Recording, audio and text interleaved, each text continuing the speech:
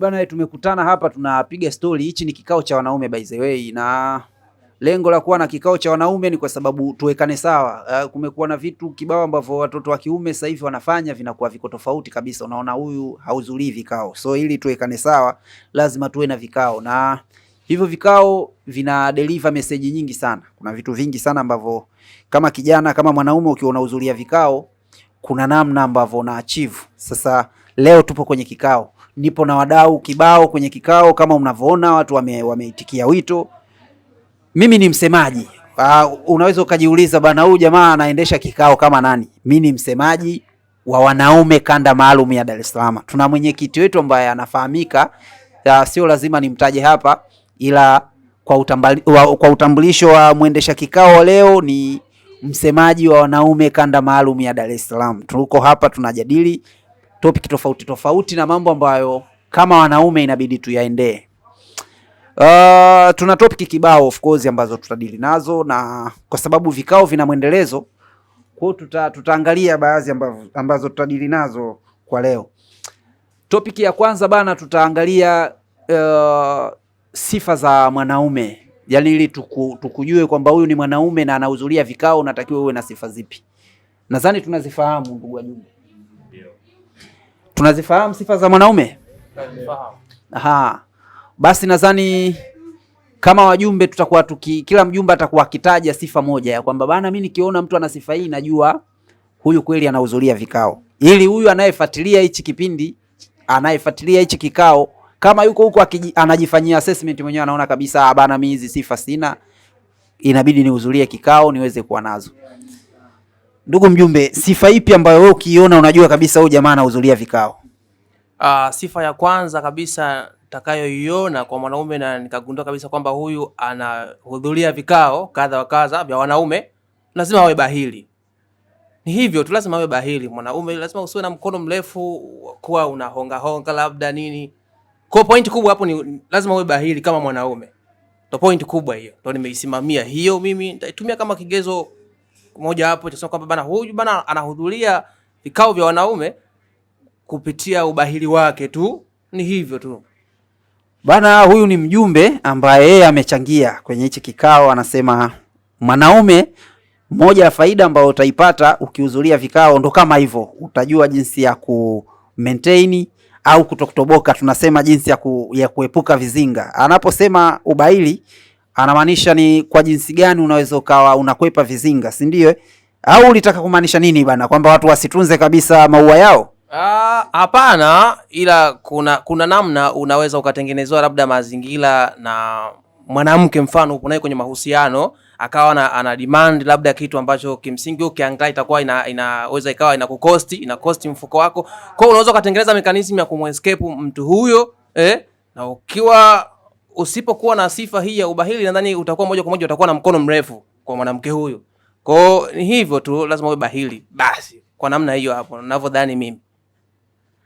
Okay, bana, tunaendelea na kikao cha wanaume. Hao ni wajumbe wakiendelea kutoa maoni, na mada yetu ya kwanza au topic ya kwanza tunauliza ni kitu gani ambacho ukikutana nacho unajua kabisa huyu jamaa huyu, hata kama unapiga story na mshikaji wako, kuna story akipigwa unaona huyu hahudhurii vikao.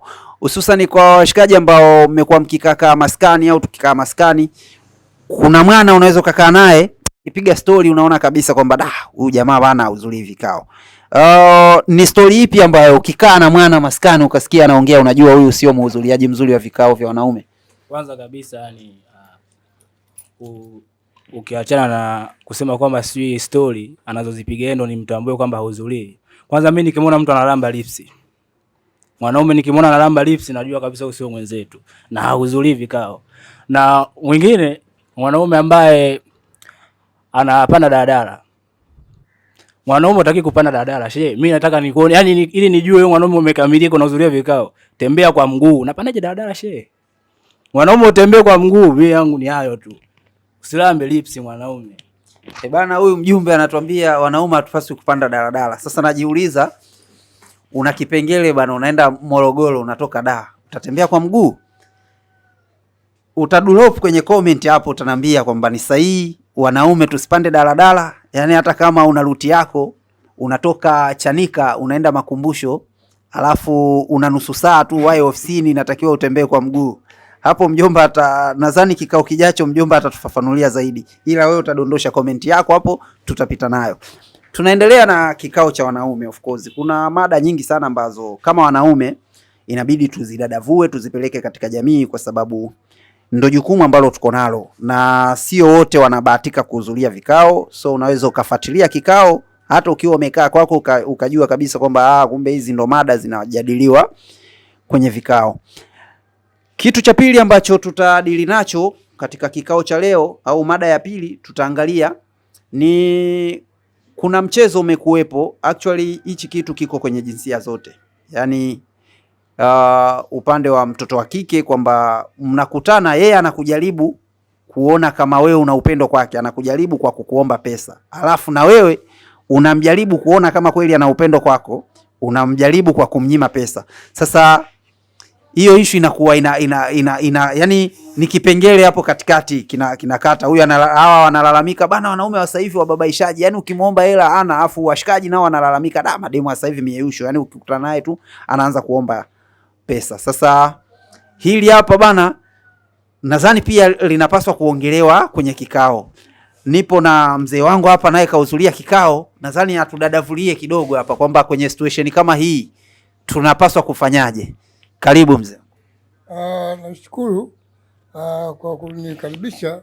Nafikiri vijana kama mnavyosema, mnaongea kitu ambacho kinakubalika, kwamba mara nyingi unapokuwa na mtoto wa kike usipende sana kumuonyesha kama unampenda sana, wakati wewe hali yako haiko sawa sawa. Kwa hiyo cha msingi mwambie ukweli ili akuelewe, ili mwanze kufanya mambo yote yaende vizuri. Kama unakuwa unamdanganya akijua, anakasirika sana. Always wao wanasema watu, unapomdanganya mtu akishajua anakuwa mkali sana. Hilo ndio mada yangu mimi kusema kweli. Sina zaidi hapo. Shukrani sana mzee bana, ameshauri kitu kwa vijana ambao tunahudhuria. Hii ndio faida ya kuhudhuria vikao, kwa sababu huku unakutana na mada tofauti tofauti na mawazo, maoni tofauti tofauti. Kama hivyo mzee ameshauri, tunapokutana na hawa watoto wa kike tujaribu kuambia ukweli. Kuambia ukweli, kwa sababu mwisho wa siku isio naahidi vitu ambavyo uwezi, afu inakuwa mazoezi katika kuvitekeleza. Sasa kuna namna mimi nitataka kusikia maoni ya wajumbe wangu kuhusu hili swala, kwamba unamfuata mtoto wa kike anahitaji uanze kuhudumia ili akupitisha aone kweli huyu jamaa financial muscle ipo. Alafu time hiyo na wewe sasa unafikiria huyu pengine anataka nihudumie, alafu mwisho wa siku nisiambulie chochote na kuwa nimeingia hasara. Sasa kwa mwanaume ambaye unahudhuria vikao, nipo na ndugu wajumbe, hiyo situation unaweza ukaihandle vipi? Mjumbe ambaye anaweza akachangia chochote katika hili. Jamani ndugu wajumbe, kuna mwenye mchango wote hapo?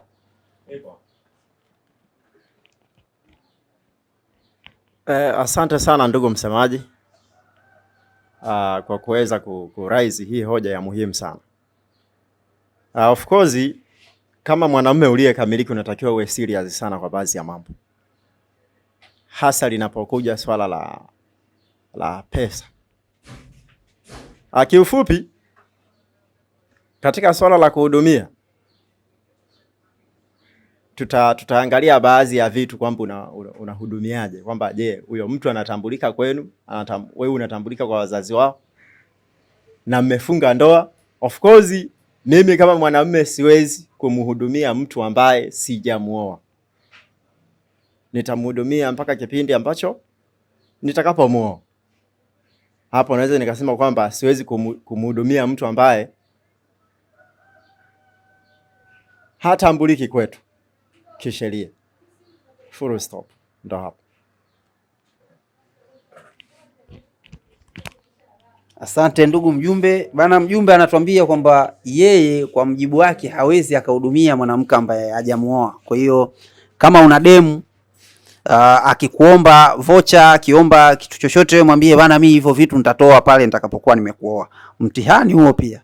Mjumbe kapendekeza hivyo, na ndo vikao vya wanaume hivyo. Ina maana ukiwa unahudhuria huku, ndo maana mjumbe wa kwanza akatangulia kusema kwamba ukiwa unahudhuria vikao lazima kuna namna unakuwa na mkono mfupi. Sasa mkono mfupi ndo huo hapo. Yaani kwamba hujamuoa huwezi kuhudumia. Lakini pia Kuna swali ambalo nimekuwa nikikutana nalo sana, watu wanauliza bana, wewe msemaji wa wanaume, ili unalizungumzia vipi kuhusu kiwango cha nauli ambacho binti anatakiwa kutumiwa? Je, ni sahihi kumtumia mwanamke nauli? Binafsi kama msemaji wa wanaume kanda maalum ya Dar es Salaam, mimi naona kwa mwanaume unayehudhuria vikao sio rahisi ukatuma nauli. Nauli inalipwa vipi? Ni kweli mwanamke anakuja kwako, hapaswi kutumia nauli yake, ila na wewe hupaswi kumtumia nauli. Sasa hivi utaratibu umekuwa mwepesi sana. Kuna vyombo vya usafirishaji vina application za kufanya kurequest, tunasema. Kwa hiyo mwambie tu bana, mimi nakurequestia njoo mpaka sehemu fulani. Yaani hakikisha unalipa nauli ambapo mzigo umefika. Yani ni sawa na bidhaa tu ambavyo tunafanya delivery kwamba unalipia baada ya kupokea mzigo wako. Likewise, mwanamke mrequestie amefika eneo la tukio, lipa nauli, umelipa nauli ukiwa unamuona, lakini huwezi ukatuma nauli ikiwa mtu hajafika. Sio kweli. Kuna swala lingine pia ambalo katika kikao cha wanaume inabidi tulizungumzie, au vipi bana? Kuna swala la watu kukataa mimba na vitu kama hivyo. Yaani mwanamke anakuambia bana, na mimba yako, afu unaruka mita 100 na ulikuwa unaishi nalo. Sasa nadhani mjumbe mmoja wapo atoe ufafanuzi kwamba hiyo pia ni sifa ya mwanaume anayehudhuria vikao. Ndugu wajumbe, mwenye mchango katika hili, kwa wale wajomba wanaokataa mimba, kuna mwenye mchango? Asante sana kwa kunipa maiki. Niende moja kwa moja kwenye mada, kukataa mimba. Naona swala kukataa mimba inategemeana. Siwezi nikadate na mwanamke ambaye naona hajatulia alafu aniletee mimba nikubali. Mimi naikataa. Sure tu mimi naikataa. Labda mpaka pale ajifungue, tukapime DNA. Wanasema nini? DNA. Hapo sawa, naweza nikaikubali mimba. Na hata kama tukipima DNA pia naweza nikaikataa. Kwanza yani sifa ya kwanza mwanamume ni kukataa jambo ambalo yani unahisi umelifanya ni kosa, ila usikubali kosa. Sifa ya mwanamume ya kwanza. Naombeni makofi yangu kama nimepatia. Asanteni sana, asanteni sana. Hiyo ni sifa ya kwanza ya mwanaume. Naunga hoja kwa mjumbe aliyepita hapa. Of course, swala hili la kukataa mimba sometimes linasababishwa na wanawake wenyewe. Kuna mazingira fulani ulikuwa unayaona labda kwamba mazingira kweli kuna uwezekano siko peke yangu. Sometimes labda kuna message nyingi, password nyingi kwenye simu. Inakusababisha sometimes uje ukatae kwamba hapa kuna uwezekano sio ya kwangu. Mazingira kama wanaume. Wanaume. Swala lingine hapa naloliona bana, imekuwa na mtindo wanawake hawa madem zetu, kwa lugha nyingine, wakifika magetoni, nakuta mwanamke kafika geto, akifika pale anaweka simu yake kindege, afu muda huo anakuambia ana mimba yako. Sasa unawaza mtu kama ana mimba yangu inakuaje akifika kwangu anaweka simu kindege? Hapo tu moja kwa moja anaanza kuhisi, anasema huyu mtu ana mtu mwingine. Kwa hiyo bana, usikubali. Wanaume? Wanaume? Yangu ni hayo. Yani kwa ufupi tu hatulei mimba. Kwa ufupi hatulei mimba. Kwa ufupi hatulei mimba. Kwa sababu sasa hivi chovya imekuwa nyingi. Wewe unaleaje mimba shehe? Chovya nyingi sasa hivi hatulei mimba. Bana, hao ni wajumbe wanaendelea kutiririka, wanakwambia hawalei mimba. Na msimamo wao ni ule kwamba mwanamke ukifika magetoni usiweke kindege. Mwanamke unapokuwa umestiki na mshikaji mmoja, stiki naye na muoneshe kabisa kwamba yupo peke yake, ili hata unapomletea taarifa ya mimba basi asianze kufikiria mara 2 mara 3 kwamba pengine hapa kuna mtu anahusika pia. Ila kama unaonesha una mambo mengi, mixa kindege kwenye simu na vitu kama hiyo, hapo jamaa wanalala mbele, alafu mwisho wa siku inabaki kilio kwako. Hizo ndo faida za kuhudhuria vikao. Kwenye vikao huku bana unafunguliwa akili sana. Wajumbe wana mambo mengi ambayo wanaweza kuchangia na kukufungua akili. Kwa hiyo wewe ukikaa tu home afu uhudhurii vikao, mwisho wa siku ndo unakuja unatuletea. Nimekutana na kesi moja, kuna jamaa mmoja anajiita Saidi Makumbi. Yupo Kimara Soka huko, alitumia message anambia bana, mimi nimepigwa kuelekea hii Idi bana, mtu kanambia nimzingatie, si yuko mkoani, kanambia atakuja, afu mwisho wa siku nimetuma nauli, si nimefanyaje, nimemzingatia, simu kapokea msela ananiambia bana, asante umeniwezesha mimi na mtu wangu. Kwa hiyo kesi kama hizo ukiwa unahudhuria vikao, of course huwezi ukafanya uzembe huo. Washikaji wengi sana ambao wamekuwa wakipiga kelele au wakilalamika wanakutana na mitikasi mibovu kwenye hizi mambo, ni kwa sababu hawahudhurii vikao. Ila ukiwa unahudhuria vikao kama hivi, tunakutana wajumbe wana mambo mengi, wana experience kibao, huwezi ukawa unafanya vitu vya tofauti. Mada nyingine ambayo tutaigusia ipo kuhusu swala la hawa dada zetu, dada poa. Tumeona ni hii topic pia tuiguse kwenye kikao chetu, kwa sababu wapo masela ambao wanasema dada poa wamekuwa wakisaidia sana, kwa sababu mwisho wa siku wanakupunguzia kujieleza sana, hupigiki sana, wale hawana wivu, wewe unafika tu unatoa hela mnamalizana unaondoka. Lakini wapo wanaosema bana, kwa dada poa kule inakuwa so poa, kwa sababu unaweza ukaenda unatoa buku 2 buku 3 unapata huduma, afu baadaye unatumia gharama nyingi kwenda kujitipia, kwenda kupata matibabu na vitu kama hivyo. Sasa ndugu wajumbe, nitataka pia tuliongelee hili kuhusu dada poa, ni waendelee kuwepo au dada poa design kama wanaharibu utaratibu.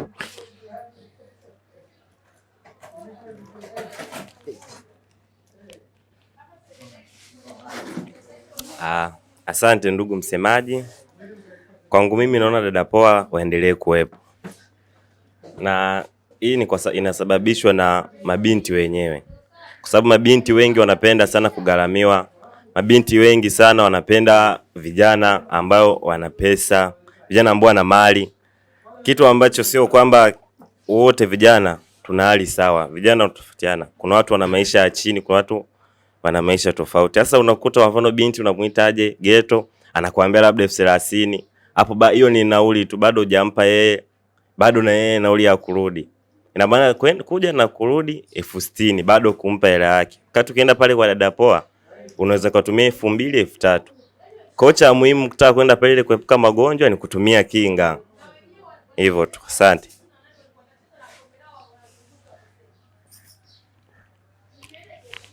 Asante sana host kwa kupata chance hii hapa.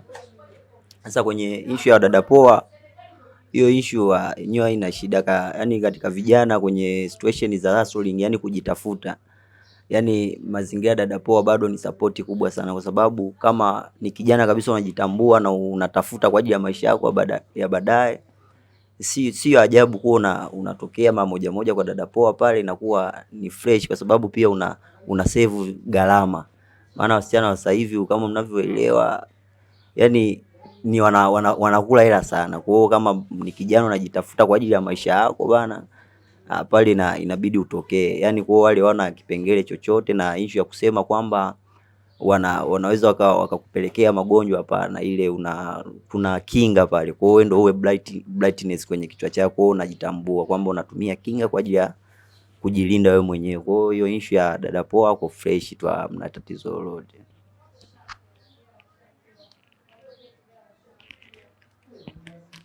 Nashukuru sana kwa kupewa hii fursa. Of course kwenye issue hii ya wadada poa, of course ni unge mkono hoja. Wadada poa wana faida nyingi sana. Wana faida nyingi sana kuliko hasara.